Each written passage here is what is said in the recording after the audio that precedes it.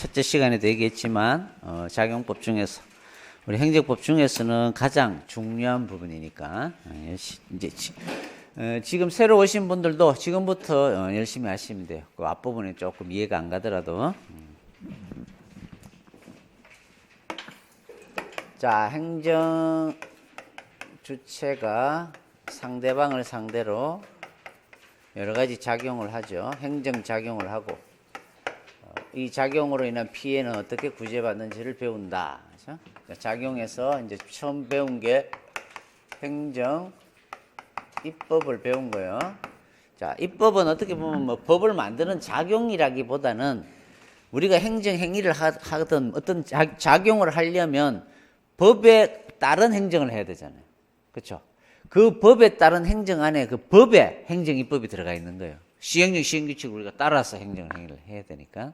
그래서 어떻게 보면 앞에서 배웠던 법원 파트에서 공부를 해야 될 수도 있어요. 이거는 법이니까 법의 어떤 거는 뭐 작용으로 배워도 되고 뭐 법으로 배워도 되는데 여러분들은 뭐 그게 뭔 말인지 모르겠으면 그냥 입법을 배운 거예요. 이제 그 다음에 이제 2장 제일 중요하다는 행정행위를 배우자 이거죠. 자, 이 행정행위는 제일 먼저 이제 역시 어휘를 배우고 그 다음에 종류를 좀 분류를 해봐야 어떤 건지 알고 법적 성질은 99.9%는 이거는 처분이라는 성질을 가져요. 아까 행정입법은 일반적 추상적 규범이니까 항고소송의 대상이 될 수 없다. 그죠? 처분이 아니다는 거죠. 직접 국민의 권리의무에 영향을 주지 않더라. 하지만 행정행위는 그 자체로 국민의 권리 의무에 바로 영향을 주는 거기 때문에 처분이다 이 말이야. 그 다음에는 이 행정행위를 할 때 어떻게 해야 적법한 건지 어떻게 하면 미법한 건지 이제 그 하자론을 배울 거고 마지막은 구제인데 이 행정행위에 대한 구제가 바로 4편에 이게 거의 다기 때문에 4편은 거의 이거에 대한 구제를 잘 만들어 놓은 거라고 보시면 돼요. 쟁송을 제기한다, 국가배상을 청구한다. 그래서 여기는 자세하게는 쓰여져 있지 않습니다. 왜? 4편에서 자세하게 배울 거니까. 자, 그러면 이제 행정행위 파트를 조금 오랫동안 배울 거예요. 제일 양이 많아요. 자, 행정행위는 어떤 걸 행정행위라 그런다 그랬어요? 위에서 국민에게 일방적으로 내려오는 거. 조세를 부과합니다. 세금을 내라. 건물을 지으려면 그냥 지을 수가 없어요. 요새는 허가를 받아야 돼요. 신청해서 허가라는 게 나오면 이제 건물을 지을 수가 있죠. 그 다음에 내가 개인 택시를 하고 싶으면 그냥 할 수가 없어요. 개인 택시 면허를 받아야 돼요. 그렇죠? 면허를 내줍니다. 내가 돈을 벌어서 사립학교를 하나 만들어 가지고 학생들한테 지금 교육 사업을 좀 하고 싶다. 학교 재단을 만들었어요. 하지만 바로 학생 뽑고 교수 뽑고 학교 운영으로 갈 수가 없어요. 교육부로부터 인가라는 걸 받아야 돼요. 인가라는 걸 받아야 돼요.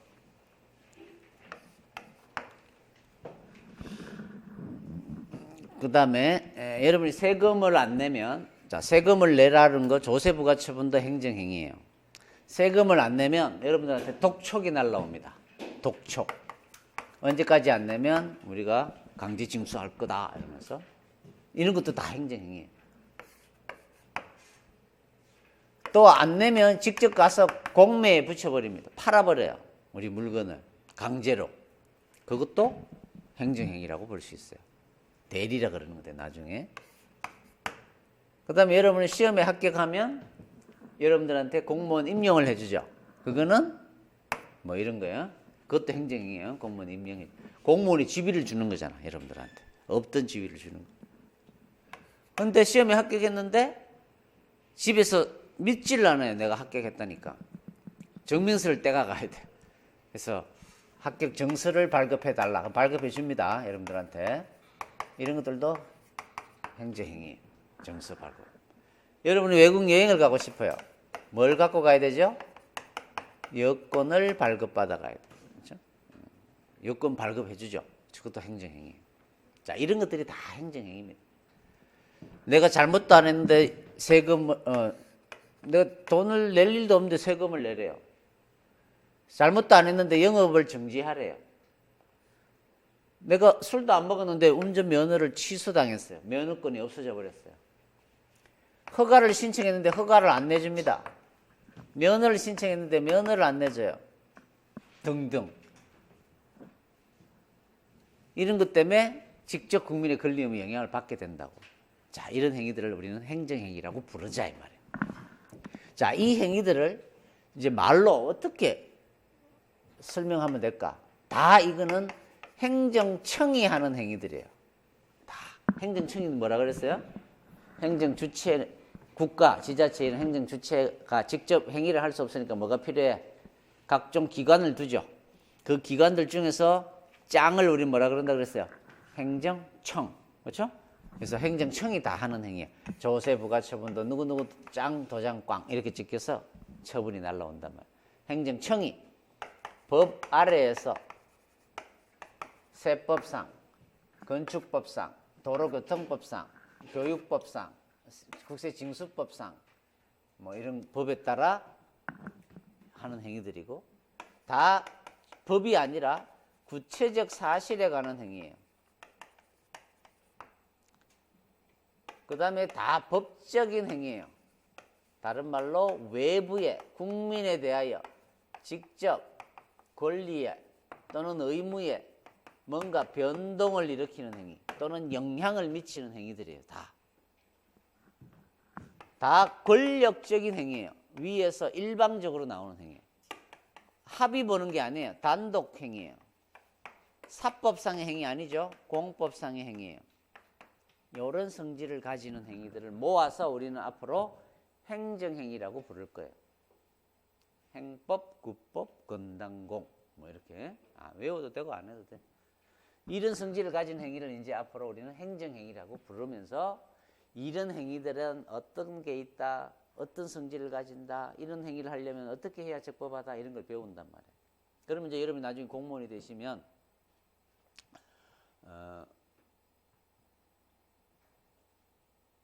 처음 배우는 뭐 수질환경보전법이다. 내가 환경과에 근무를 하게 됐어요. 거기에 무슨 허가 이런 게 나오는 거야. 무슨 허가를 내줘야 되는데 누가 허가 신청이 들어왔어요. 수질환경보호법상 내가 허가를 배운 적이 없어요. 하지만 그 허가라는 건 행정행위단 말이야. 그러면 우리가 지금 이제 배우는 이 이론을 가지고 그 행정행위는 어떻게 해야 적법한지 어떻게 하면 위법한지 이런 걸 알게 된다고. 수질환경보전법상의 허가는 배운 적이 없지만 이게 당연히 행정행위니까 그대로 적용하면 되는 거예요. 여러분들이. 자, 그래서 행정행위를 배우는 거야. 자, 행정청의 행위를 해야 돼. 법 아래에서 구체적 사실에 관한 법적 행위, 권력적, 단독행위, 공법 행위. 그 다음에 이제 종류를 막 나눠볼 거예요. 침익적, 수익적, 복효적 이렇게 나누기도 하고 재량행위, 기속행위 뭐 이렇게 효과를 나눌 거예요. 여러 가지로 처분이고 이제 적법요건, 주체, 절차, 형식, 내용 측면에서 어떻게 해야 적법한지 뭐 이런 것들을 배우고요. 그 다음에 구제는 4편에서 쟁송을 제기할 수 있다. 국가배상을 청구할 수 있다. 이렇게 배우면 행정행위론이 끝나는 겁니다. 자, 그러면 처음 행정행위 의의부터 들어가 보자 이거죠. 어떤 걸 행정행위라고 부르는지 216페이지 행정행위 개념 성립의 기초 대륙법계 우리 대륙법이잖아요. 행정행위 개념은 실정법상의 것이 아니라 학문상의 개념이다. 학문상의 개념 동그라미. 독일, 프랑스 공세유됐다. 기억나나요? 그런 행정재판소, 이런 행정재판 제도를 가진 독일이나 프랑스 등 대륙법계 국가에서 나온 말이다. 이거죠. 영미법계는 첫째 줄 뒤에 공사법이라는 이원적 법체계가 인정되지 않았기 때문에 행정법이 늦게 발달했다 그랬잖아요. 따라서 행정행위란 개념도 이제 왔어야 이제 등장하고 있는 거예요. 늦게 써야 나오게 되었다. 별표 같은 건 아니고. 학문상의 개념이다. 그죠? 반대말 실정법상의 개념이다.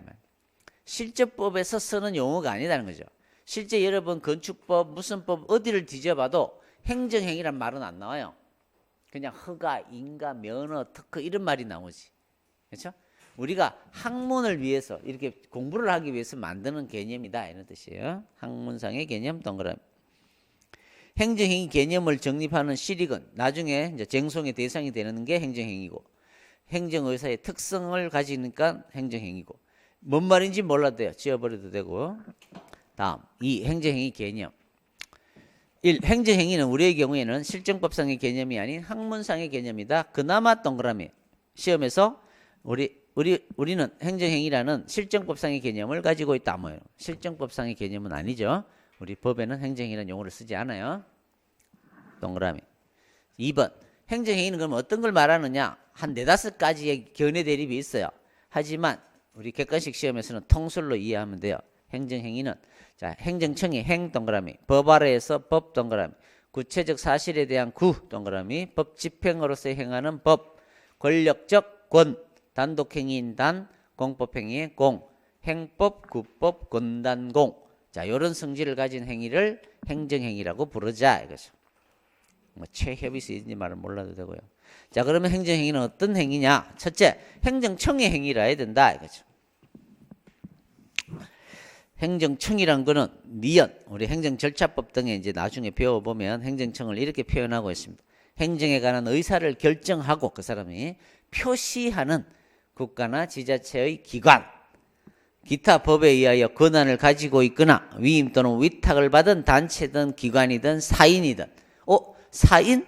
공무를 위탁받은 사인? 공무수탁사인도 행정청이 될 수 있다 그랬죠. 편하게 읽으시면 돼요. 틀리게 낼 수 있는 부분이 아니니까. 2번. 이 행정청은 기업, 조직법상의 행정청만 행정청이 아니죠. 공무수탁사인도 행정청에 포함된다. 그나마 동그라미.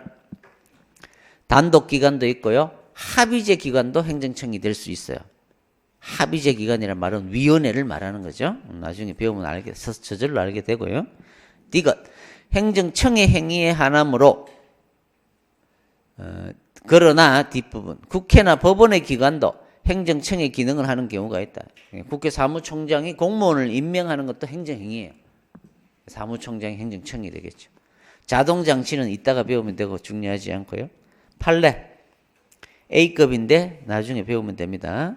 지방의회가 둘째 줄 뒷부분 지방의회 의장에 대하여 불신임 의결을 한 거예요.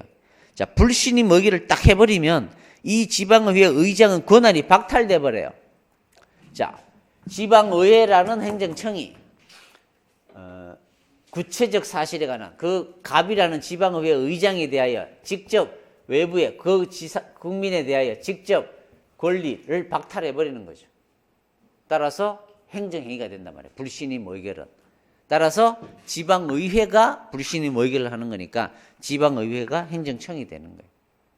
처분이 된다는 게 중요합니다. 일단 A급 해놓고 나중에 다 배웁니다. 다음 공법적 행위라 해야 되겠죠. 공법상의 행위라 해야 됩니다. 따라서 2번 사법상 계약 등은 행정행위가 아니겠죠. 공법상의 행위라 해야 됩니다. 3번 외부에 대한 직접적인 법 효과를 가져오는 행위라 해야 돼요. 따라서 뒷부분 1의 둘째 줄 법적 효과를 발생시키지 않는 단순한 사실행위 동그라미. 조사는 뭐 되고 사실행위와는 구별된다. 자, 법적인 행위라 해야 돼요. 반대말이 뭐죠? 법적인 행위의 반대말. 법률론의 반대말. 사실론. 사실행위는 행정행위가 될 수가 없죠. 다음 외부에 대한 행위라 해야 돼요. 국민에 대하여 직접 효과를 가져와야 돼요. 따라서 조직 내부의 행위는 행정행위가 될 수 없겠죠.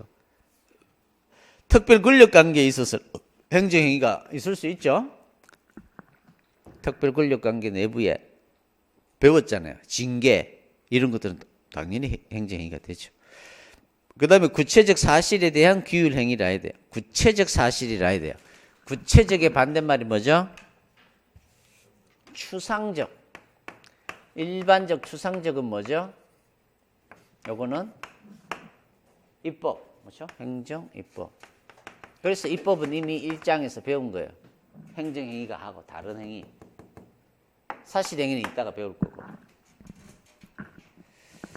그 표는 이따가 다시 올 거예요. 5번 권력적 행위라 해야 됩니다. 위에서 내려와야 돼요. 공권력을 행사하는 거라 해야 돼요. 따라서 2번 동그라미. 권력적 단독 행위이므로 공법상 계약 동그라미. 공법상 합동행위와는 구별된다. 자, 권력적 행위라 해야 되기 때문에 반대말. 위에서 내려오는 행위라 해야 되는데 둘이 이렇게 합의 보는 행위. 공법상 계약, 조합 만드는 것과 같이 합동행위. 얘들은 행정행위가 아니죠. 다른 행위들, 구별되는 행위. 됐고요. 됐습니다. 거부도 행정행위 등 이따가 저절로 알게 되고. 구별 개념. 행정계획은 몰라도 되고요. 나중에 행정계획을 배웁니다. 2번 쟁송법상의 처분. 자, 이것도 나중에 배우지만 간단하게는 설명을 하죠.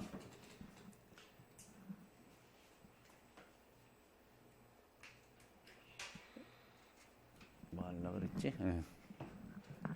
이거는 나중에 합시다. 여러분들이 처분 개념을 모르니까 줄만 꺼놓을게요. 자, 쟁송법상의 처분. 지금까지 우리가 처분성이 인정된다는 말을 썼잖아요. 그 처분이란 말하고 이 행정행위란 말하고 어떤 관계가 있냐 이 말이에요. 여러분들은 지금은 이 행정행위의 99.9%가 처분이기 때문에 거의 같다라고 이해하시면 돼요. 행정행위는 곧 처분인 거야. 그 개념이. 그래서 어떤 학자들은 똑같다는 사람도 있고요. 어떤 사람은 조금 넓다는 사람들이 있는 거예요. 그래서 그게 견해 대립이 있는 거예요. 근데 여러분들은 지금 공부할 때는 거의 같은 거라고 생각하시면 돼요. 행정행위는 곧 처분이다. 행정입법은 처분이에요? 처분성 없다 그랬잖아요. 처분 아니다. 그렇죠? 사실행위는 처분 아니고 계약도 처분 아니에요. 행정행위가 아니니까. 그렇죠? 이따가 저절로 알게 될 겁니다. 자, 처분이란 말하고 행정행위는 같은 거냐 이거죠. 학설은 이론설. 1번이란 말이 뭐예요? 하나로 보겠다는 거야. 그러니까 행정행위란 말하고 나중에 배우는 처분이란 말은 둘째 줄에 동일한 것으로 보는 입장이다. 동일 동그라미. 그 밑에 이원설은 국내 이원설을 알면 되는데 처분 개념을 행정행위 개념보다 넓게 동그라미 넓게 파악하는 견해다. 뭐가 더 넓다고요? 처분이 행정행위보다 넓은 거예요. 행정행위가 처분보다 넓은 게 아니고. 됐습니다. 그까지만 알고 넘어가면 돼요. 자, 형식적 행정행위라는 것은 일본에서 쓰는 용어이기 때문에 시험에서는 중요하지 않습니다. 판례.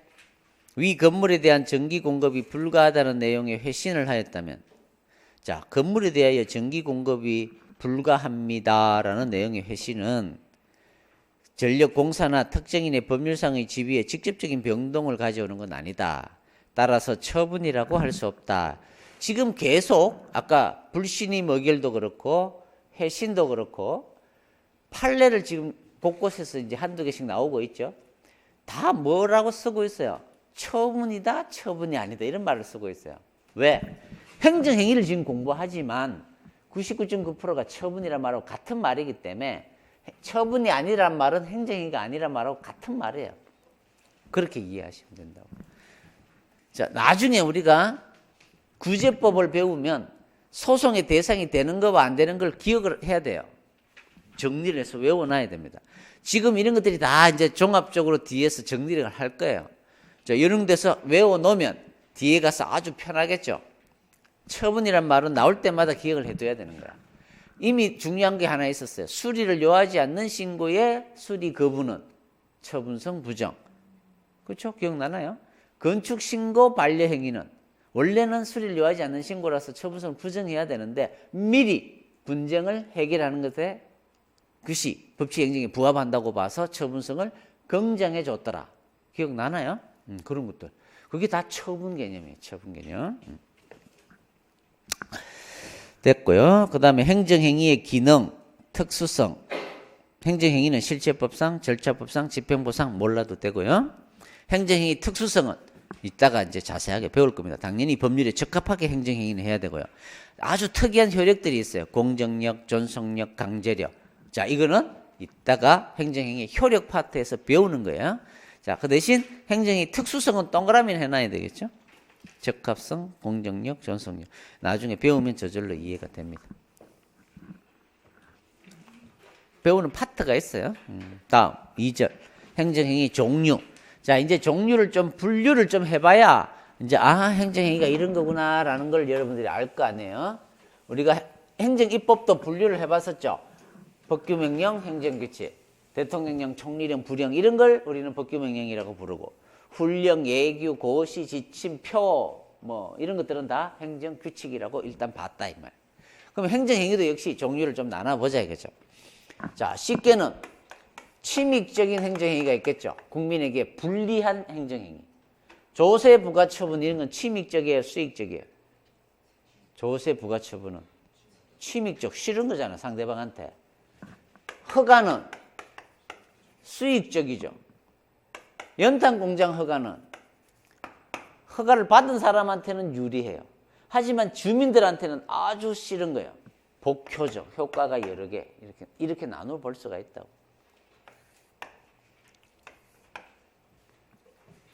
그 다음에는 어떤 양식이 딱 필요한 행위가 있고 양식이 필요 없는 불효식 행위도 있고 뭐 여러 가지로 나눠집니다.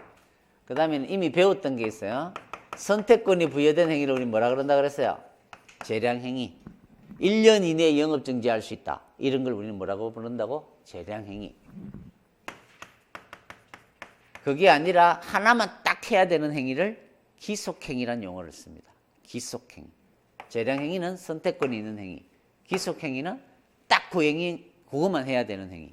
그걸 기속행위라고 불러요. 자, 이따가 이제 이렇게 여러 가지로 분류를 해봐야 됩니다. 자, 보시면 222, 그렇죠? 행정 주체에 따른 분류. 국가가 하는 행정행위.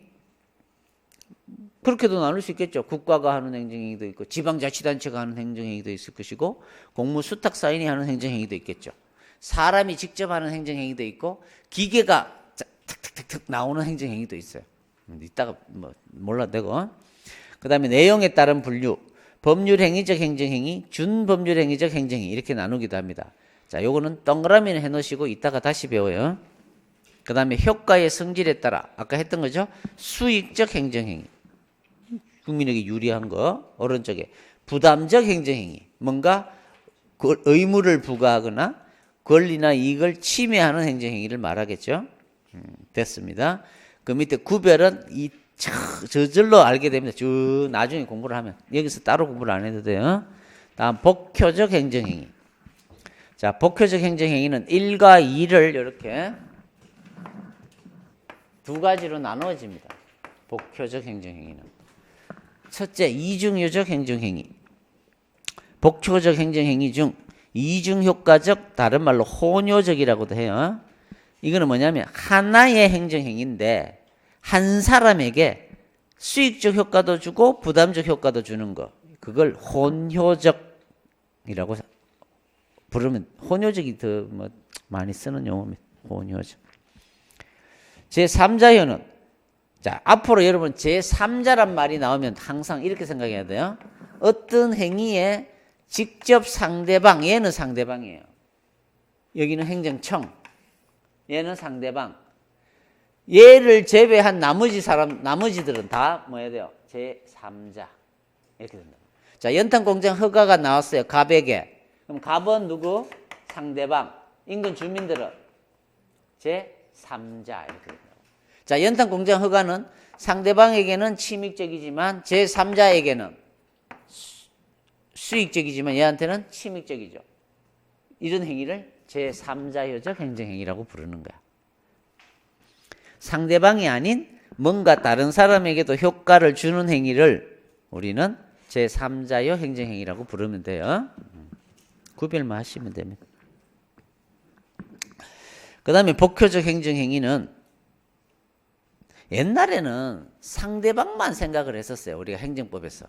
근데 이제 점점 행정법이 발달하면서 항상 행정행위를 할 때 제3자도 항상 고려를 해야 되겠더라는 거지. 옛날에는 그냥 연탄공장 허가하면 상대방만 딱 보고 이 사람이 여건 갖추면 허가 무조건 내줬는데 이제는 이것들이 제3자한테는 주민들한테는 어떤 환경상의 불이익을 줄까 이런 걸 고려해서 행정을 해야 된단 말이에요. 그렇죠? 이런 애도 하나 들었었죠. 마을버스가 제대로 배차 간격도 안 지키고 여객자동차 운수사업법을 위반한 어떤 업체가 있더란 말이야. 법에는 영업정지를 때릴 수 있어요. 근데 영업정지를 때리면 누가 피해를 봐요 또? 주민들이 마을버스가 안 다니니까 피해를 본단 말이야. 그래서 항상 영업정지를 때릴 때도 어떻게 생각해라? 주민들한테는 오히려 더 나쁜 영향을 주지는 않는지. 그렇죠? 그래서 요새는 영업정지 안 때려요. 그 대신 과징금을 때려요. 근데 그런 제도가 나오는 거야. 항상 제3자를 의식해야 된다는 거죠. 이제는 고려를 해야 된다는 거예요. 그게 그 취지입니다. 복효적 행정행위는. 그래서 4번 쭉 내려오면 복효적 행정행위는 주로 환경법이나 건축, 이제 다른 사람한테 영향을 미치는 이런 분야에서 이제 문제가 되는 거예요.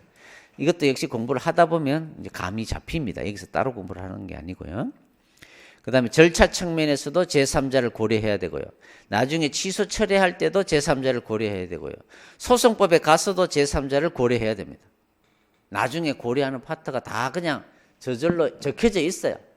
여기서 따로 정리할 필요가 없어요. 그냥 이렇게 X로 꺼놔도 돼요. 따로 여기서 공부하면 더 헷갈려. 복잡해져요. 어려워요. 그냥 그 해당하는 파트에서 그냥 저절로 알고 있는 그 내용만 있으면 돼요.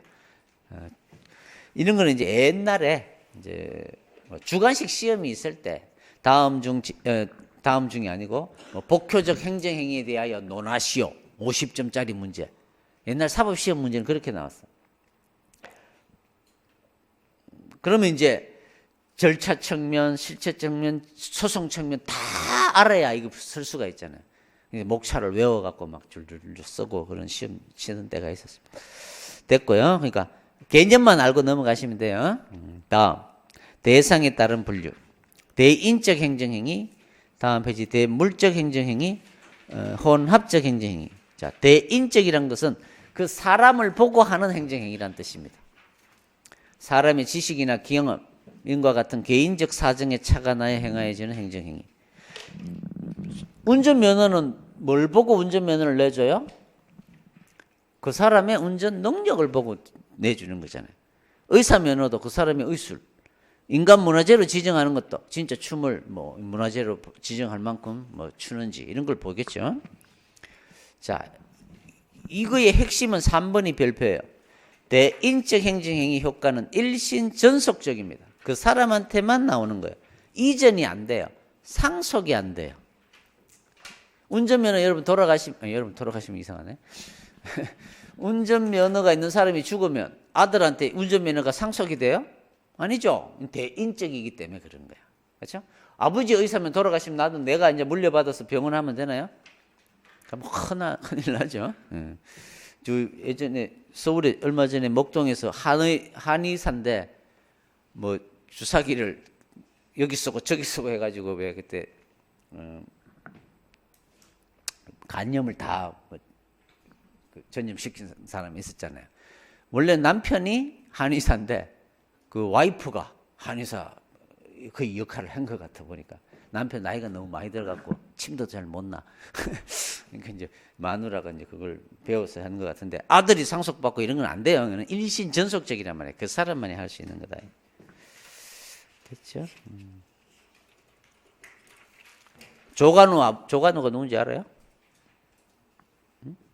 조관우 아버지가 뭐지? 그 이름 뭐예요? 그 사람이 인간문화재인 것 같은데 그 사람이 돌아가시면 조관우가 인간문화재가 되나요? 상속이 안 되는 거죠. 그런 거는. 그런 의미다. 자, 3번이 별표고 다음 대물적인 행정행위는 이거는 이제 사람을 보는 게 아니라 어떤 객관적인 걸 보고 허가를 내준다든지 이런 걸 말하는 거다. 물건의 객관적 사정에 착안하여 뭘 하는 행위다. 예컨대 물건을 보고 이거는 이제 공물이다. 어떤 산을 보고 국립공원으로 지정한다든지 어떤 길을 보고 이런 앞으로는 도로다. 이렇게 건축물을 건축 허가대로 제대로 지었는지를 보고 준공검사를 해준다든지 이 사람이 건축법상의 요건을 갖췄는지를 보고 허가를 내준다든지 이제 이 중에서 여러분이 헷갈리는 게 뭐냐면 건축 허가예요. 동그라미. 왜? 우리 삼촌 건축 허가 받았던데요? 대인적이에요? 아니죠. 삼촌을 능력을 보고 건축 허가를 내준 게 아니라 삼촌이 건물을 짓겠다는 그 지역, 땅, 그 다음에 설계도 이런 걸 보고 허가가 나오는 거예요. 대물적이에요. 따라서 건물을 딴 사람한테 넘기면 건축 허가를 받은 건물을 넘겨주는 거예요. 허가 받은 건물이 허가가 넘어갑니다. 대물적이기 때문에. 그런 의미예요. 3번 대물적이기 때문에 다른 사람에게 이전할 수 있는 거예요. 근데 이제 행정기관이 알아야 되니까 뭐 신고를 하라든지 지비승계 신고 뭐 이런 거는 하지만 원칙적으로 이전할 수 있다. 그러니까 앞으로 여러분들 대물적 이런 말이 나오면 아 이전돼 상속돼 이렇게 생각하시면 돼요. 대물적이란 말이 나오면. 혼합적은 인적도 있고 물적도 있는 거. 예를 들면 청포 화양유 영업허가 이런 거는 청포 화양유 자격도 있어야 되고 그 안전 시설도 갖춰야 되고 뭐 이러면 좀 인적인 게 있는 거니까 이전성이 제한되는 게 보통이다. 근데 법적으로 가능한 경우도 있다. 뭐 이렇게 생각하시면 돼요. 편하게 넘어가시면 됩니다. 다음 상대방의 협력이란 게 뭔가 상대방이 뭔가가 필요하냐 아니면 행정청이 일방적으로 뭘 할 수 있느냐 이거죠. 조세 부가처분은 상대방이 뭔가가 있어야 되나요? 아니면 일방적으로 할 수 있는 건가요? 일방적으로 그냥 세금 때리면 되죠. 영업정지도 일방적으로 세금 때리면 돼요. 건축허가는 가만히 있는데 일방적으로 허가가 툭 나오나요? 집에 있는데? 애가 뭔가 신청을 해야 나올 거 아니에요. 여러분이 집에 가만히 있는데 그냥 공무원 합격을 해주나요? 공무원 임용을 해주나요? 그러면 좋겠지만 신청을 해야죠. 시험을 쳐서 합격을 해야죠. 그렇죠? 그러니까 상대방의 협력을 요하는 거야. 자 보시면 일방적 행정행위는 상대방의 의사와는 관계없이 직권으로 직접 일방적으로 행하는 행정행위를 말한다. 조세부가처분, 하명, 취소, 징계 상식적으로 알게 되고 2번 쌍방적 행정행위는 뭔가 상대방이 같이 한다 이런 뜻이에요. 상대방이 신청을 해야 된다, 동의를 해야 된다 이런 거. 신청을 요하는 건 기와허가, 공기업 허가, 뭐 동의를 요하는 건 공무원 임명, 그렇죠? 자, 동의를 요하는데 동의를 결하게 되면 그 행정행위는 어떻게 될까요? 여러분이 가만히 있는데 내 공무원 되고 싶지도 않은데 여러분한테 공무원 임명이 됐어요. 무효다 이 말이에요. 무효가 되기 싫지만 무효다 그죠? 18년도부터는 공무원 시험 제도가 바뀌는 것 같아. 확정이 됐는지 모르겠는데 이제는 행정법이나 행정학 필수 과목을 무조건 한 과목은 해야 돼. 나머지 사회, 수학 이 중에 또 한 개를 고르고 뭐 그렇게 될 것 같은데 여러분 뭐 행정법 선택했으니까 쭉 가면 돼. 이제 근데 사회, 과학 이런 건 안 될 거야. 이런 식으로 전공 과목은 하나는 해줘야 된다는 거죠. 세부직 치려면 세법은 하나는 봐야 돼. 그때 가서 얘기고 여러분들 그 전에 속 들어갈 거니까 공무원 될 거니까 신경 쓰지 말고 여러분들이 이제 좋은 거야. 이제 여러분이 딱 되고 나오면 이제 여러분들 후임들은 어때요? 이제 행정법을 공부하고 오는 애들 세무직이면 세법을 공부하고 들어올 거 아니야. 뭔가 좀 전문성이 있는 애들이 들어올 거 아니야. 아마 일 시키기도 좋아 이제 걔들한테. 됐습니다. 다음 행정 주체에게 재량이 있느냐 여부에 따른 구별.